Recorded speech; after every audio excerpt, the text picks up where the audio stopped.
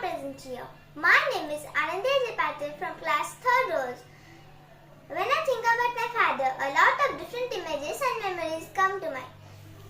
I remember the sound of his laughter filling the house, the way he patiently teach me how to tie shoes or ride a bike, and the quiet support he offered during tough times.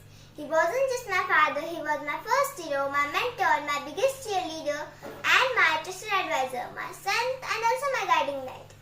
He taught me importance of hard work not just through his words but by his actions. I watched him dedicate to his job and his family, always striving to do his best.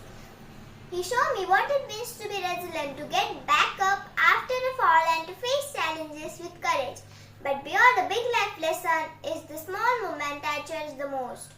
The way he could always make me laugh with a terrible joke, the late night talks we had an unwanted grief. He had in me even when I didn't believe in myself. That's the kind of love that build a person up. Thank you for your endless love, your guidance and your sacrifice. You have given me foundation of strength and lifetime of love. You have shown me what it means to be a good person, and for that I am forever grateful. I would like to speak few lines about my father.